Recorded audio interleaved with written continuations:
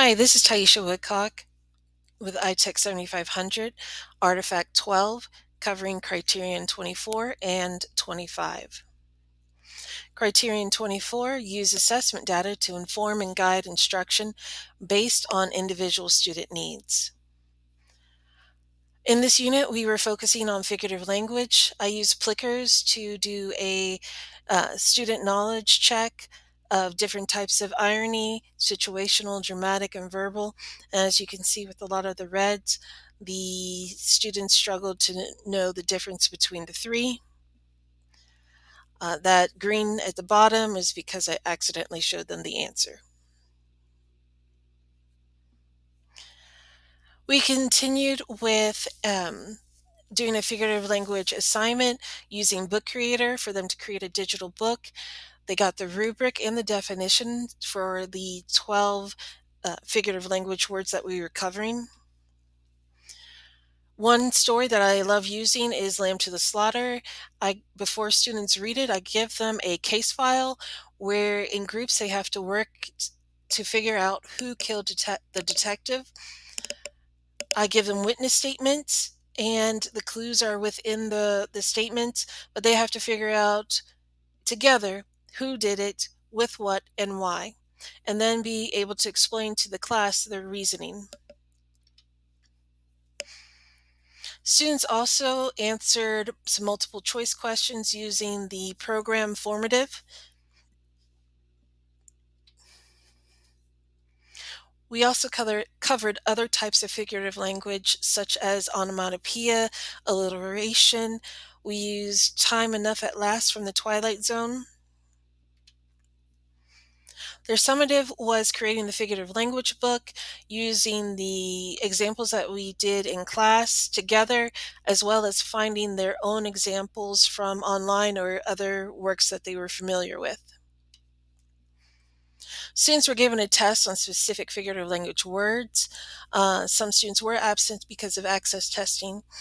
The scores indicated to me two things: that this test was flawed to me. They struggled with distinguishing between idioms and hyperboles, and that there was a need for reteaching and to do a retest.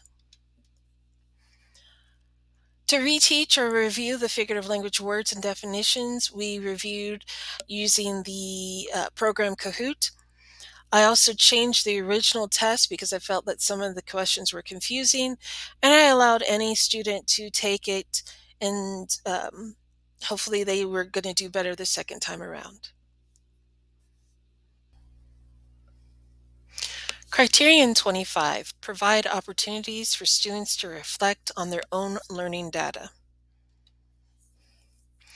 In this unit, students began the hero's journey. We started with a Padlet question that got them thinking about superheroes. We watched Finding Nemo to analyze the hero's journey, and students wrote a response to a prompt in Am I Right? This program helps to grade students' responses. It gives them areas to work on and allows for students to make corrections and submit different drafts. The program checks for grammar and sentence structure.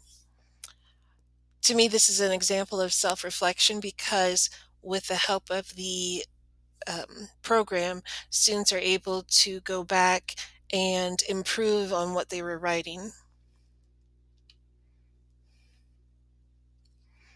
Another example of the Finding Nemo constructed response.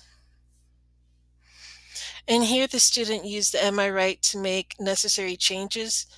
He was writing a hero's journey narrative, and after typing in Am I Right and putting it through a check, it showed him where he needed to make corrections, and in his final submission it shows where he did follow the advice of the program. Am I Right? Comments and grading. Students use this information to make improvements.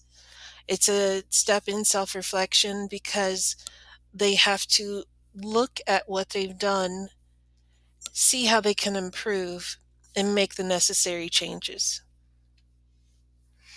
Here's an example of students' written self-reflection about the assignment that they did.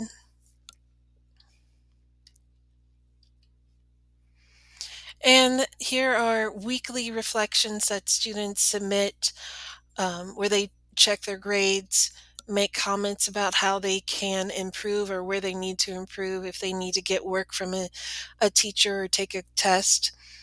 Um, so they have a chance to reflect on their grades and how to make it better. Thank you.